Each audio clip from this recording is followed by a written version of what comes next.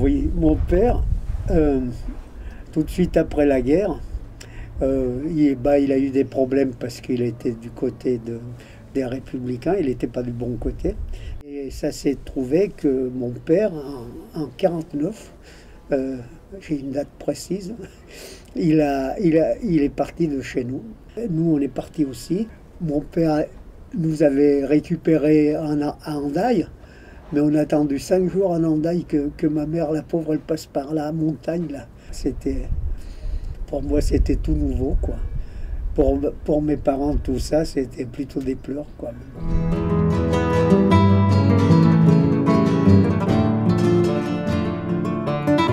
Et en parlant, il m'a dit, vous connaissez pas un appartement à louer, là? Il dit, si, il y en a un. Alors, on s'est retrouvés là un jour de soleil. Pas de vis-à-vis, le soleil qui rentrait par toutes les fenêtres. Alors là, bon. Alors là, on était heureux.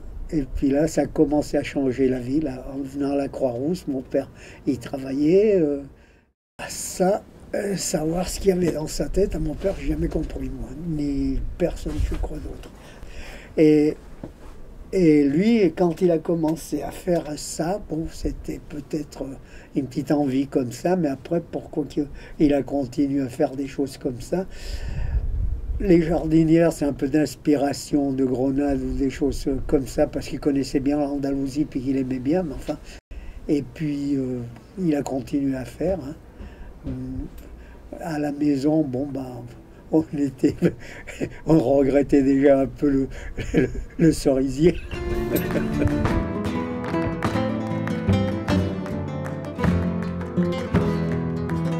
Ils étaient ramassés aussi sur le lit du Rhône, alors il fallait encore les trier. C'était pas tous des galets comme ça qui sont avec des petites imperfections comme ça. Alors une grande satisfaction d'avoir pu redonner son aspect d'origine au jardin, de pouvoir avoir participé à sa restauration, il en avait bien besoin.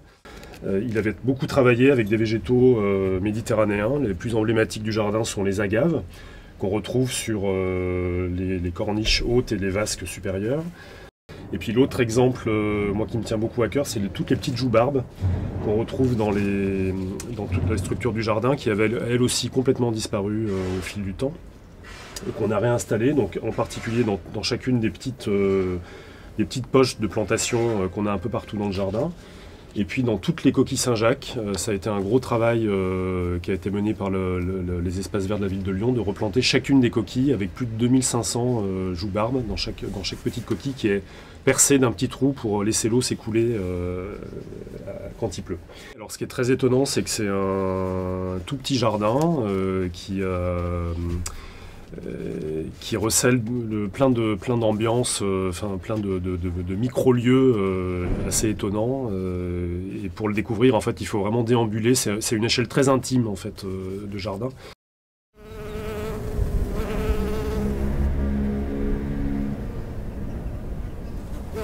Donc ça a nécessité, dans un premier temps, un travail d'étude, de manière à pouvoir trouver les modes de construction, la façon dont il a été réalisé. On avait assez peu de documentation technique là-dessus.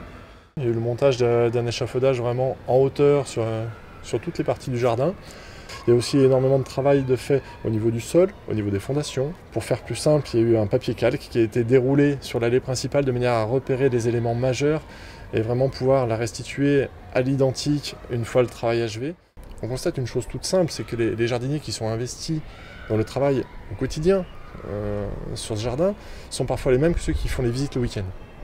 C'est-à-dire que ce sont vraiment des gens qui ont pris ce site-là en affection, qui le défendent et le valorisent, et qui en plus le partagent.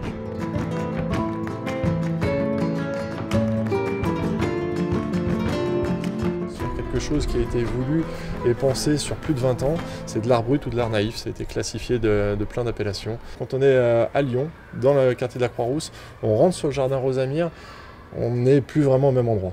Pour trouver un paysage souvent qualifié d'onirique et à juste raison.